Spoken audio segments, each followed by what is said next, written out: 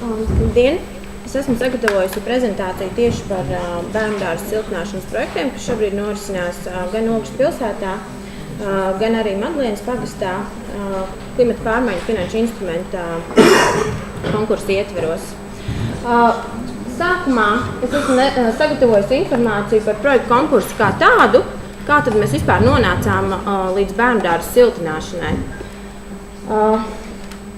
Neoficiāla informācija pašvaldībā par to, ka tiks izsludināta 3. kārta izglītības, kultūras iestādēm un ārstniecības iestādēm, kā arī komersantiem, tika saņemta jau 2012. gada nogalē.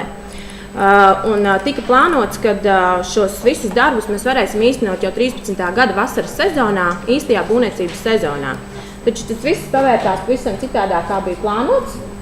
Un Vides aizsardzības un reģionālās attīstības ministrija tikai 9. aprīlī organizēja informatīvu semināru, kurā visi potenciālie projektu iesniedzēji tika informēti par plānu, kā varētu tālāk attīstīties šī virzība, kas arī īstenībā nebija gluži patiesa un nepildījās pēc plāna, jo MK noteikumi konkursam tika apstiprināti tikai 16. aprīlī, līdz ar to tikai 16. aprīlī bija zināmi īstie nosacījumi, kādi tad būs. Viņi arī informēja to, ka projekta iesniegšanas termiņš būs 26. jūnijas, bet faktiski tas bija 22. augusts.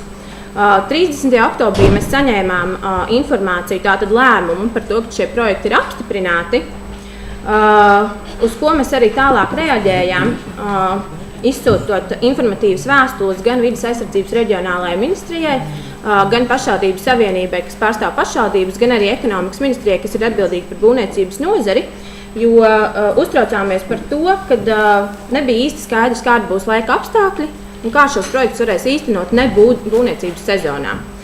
Diemžēl ir pagājis ļoti ilgs laiks, neviena no šīm uzskatītām iestādēm nav sniegusi savu atbildes pašvaldības nosūtīto vēstuli.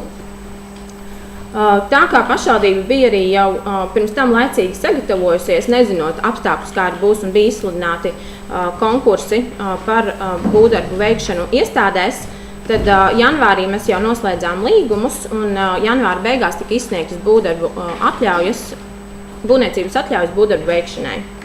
Tas, ko nosaka šobrīd MK noteikumi, ir, kad šie projekti ir jāīsteno līdz 14. gada 30. jūnijam. Tātad palicis ir pavisam maz, aptuveni pusotrs mēnesis, kad šajās iestādēs būvdarbi ir jāpabeidz. Tālāk jau pievēršoties konkrēti par aktivitātēm, kas tiek īstenotas projektā, tātad tā ir ārsienas siltināšana, cokolu siltināšana, jumta siltināšana, bērndārzos, kur ir savienojošais gaitenis, arī tiek siltinātas grīdas, pagraba pārseguma siltināšana, nomainīt logu un durvis, apkures sistēmas sakārtošana un termoregulācijas uzstādīšana, kā arī ventilācijas sistēmas ierīkošana, tiek nomainīta gaismekļi pret LED spuldzēm, un saulītē, bērndārzā saulīte tiek uzstādīta arī saules kolektori, tā kā tur ir baseins.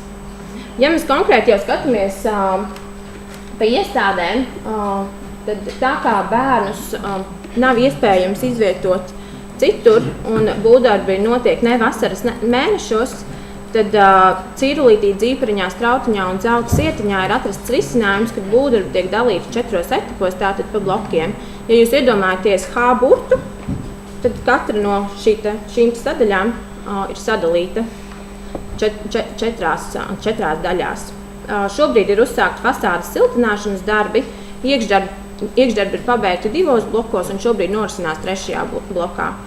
Ja mēs runājam par iekšdarbu nodošanas termiņiem, tad Strautiņā tas ir 20.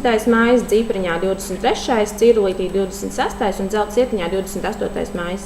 Tas nozīmē, ka šeit visi iekšdarbi būs pabeigti līdz šiem termiņiem. Un, protams, paralēli šobrīd norisinās arī fasādes siltināšana.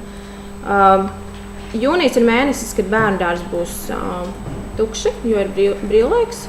Līdz ar to arī būvniekiem būs daudz vieglāk arī strādāt visā teritorijā.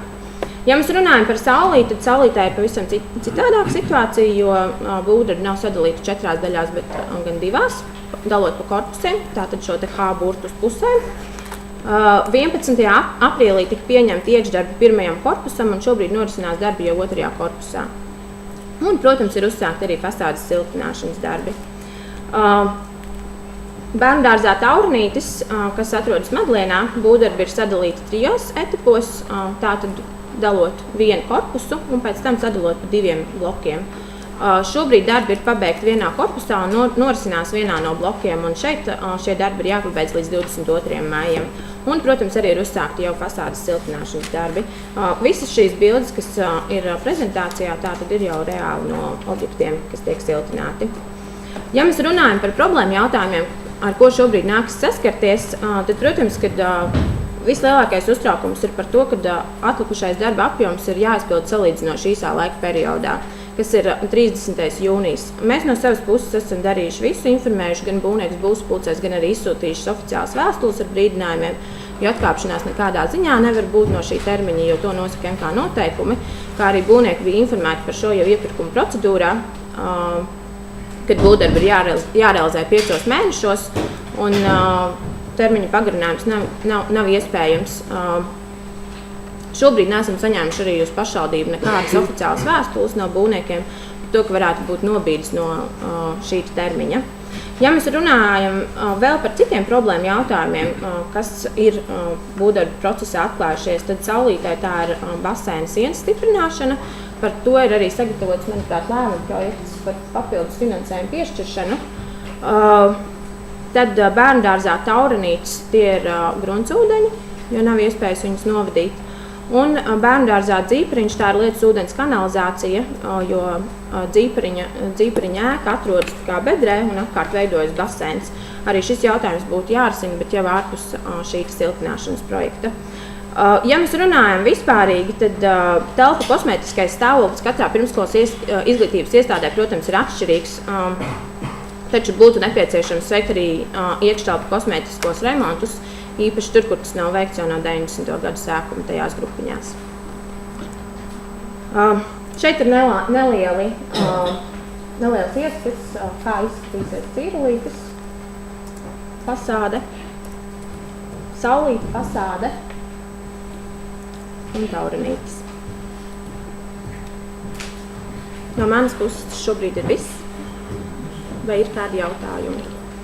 Jautājums par tā ventilācijas sistēmā tikāt līdz kādam kopsaucējiem? Kādā ziņā? Kur braucām uz Kuldīgu, skatīties. Šobrīd mēs esam saņēmuši arī no būvzrauga oficiālu vēstuli, uz ko viņi balsta savus teorētiskos aprēķinus.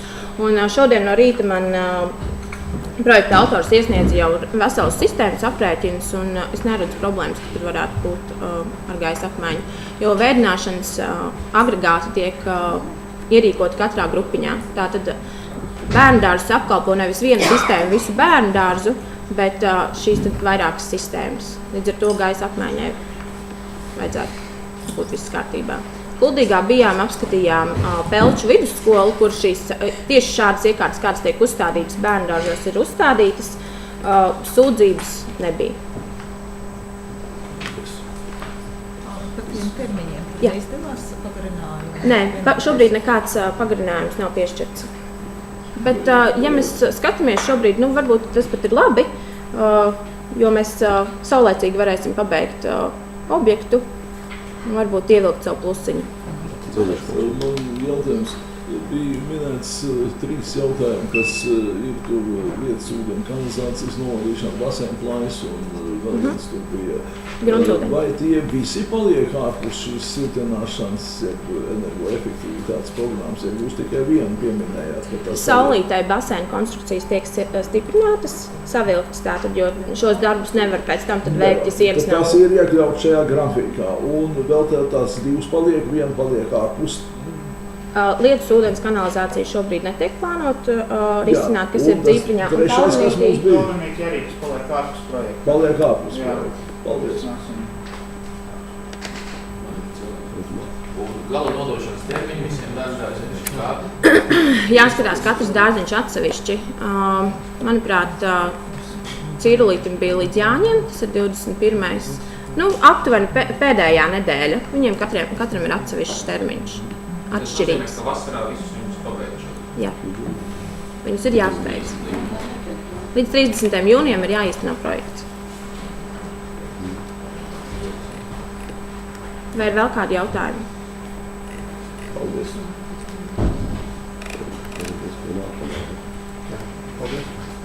Vēl attiecībā pie informatīvās daļas, man te bija problēmas ar datoru, attiecībā par vecāku vēstuli no Krapas vidusskolas, Krapas filiāles. Tad deputātiem būs iespēja iepazīties ar šo vēstuli.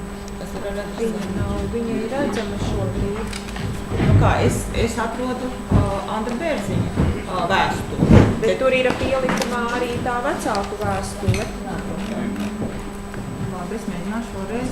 Kaut kā nevaru atvērt neko vairāk. Turpat tās tūlīt aiz vēstules Bērziņa kungam ir arī vecāku vēstule pievienota. Tas ir tā, kas ir bez paraksta?